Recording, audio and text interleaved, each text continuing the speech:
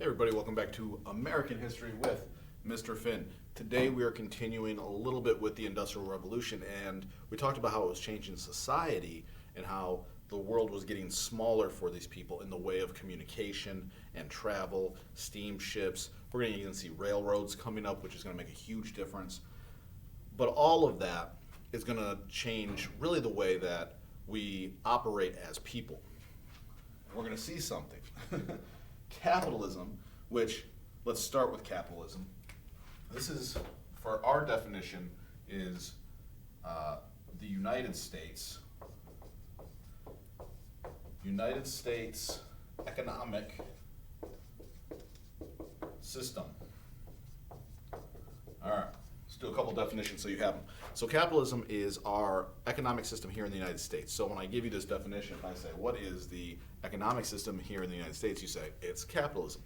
We're going to explain how capitalism works at a later time, but for us, today, we're going to see this word for the first time. Capitalism is going to be based on some of the stuff we're going to talk about.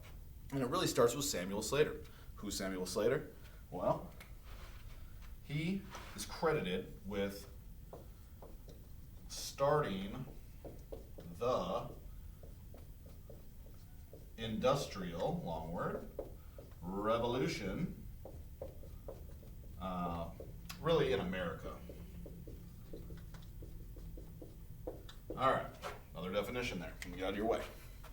So Samuel Slater is going to begin this process of industrializing America. It starts over in England, and that's where he's from, actually.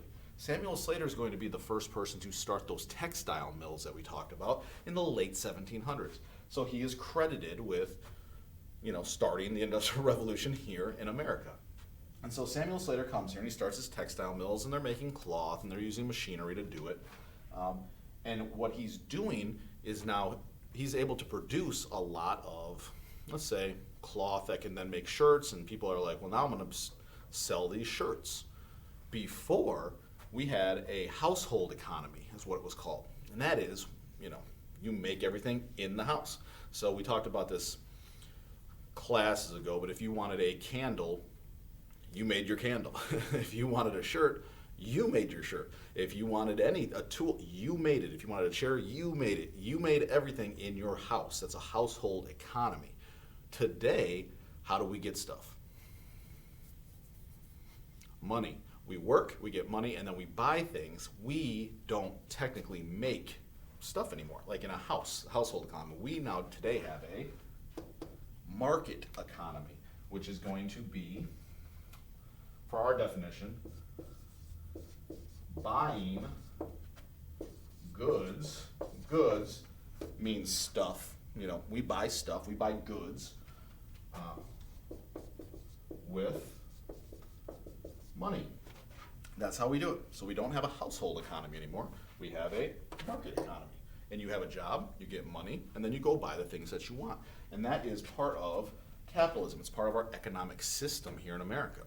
It's no longer people living on farms and making their own stuff. We now go to work and we make money and we buy things, and then people have businesses and they sell things to us, and that's our economy. And again, we'll break down capitalism. Today is not the day for it, but understand that this is our economic system here in America, which brings us to our last term, entrepreneurs. I just said exactly what an entrepreneur does. An entrepreneur is a business. A business person, let's say. We use the term businessman, but anyone can own a business. Doesn't mean, businessman, businesswoman, business person. Anyone can own a business now, and that's an entrepreneur. Someone who says, all right, Samuel Slater, you're going to make a whole bunch of cloth with your textile mills? Well, I'm going to start a store where I sell my shirts. I'm going to start a business selling shirts. And people will come to buy shirts from me.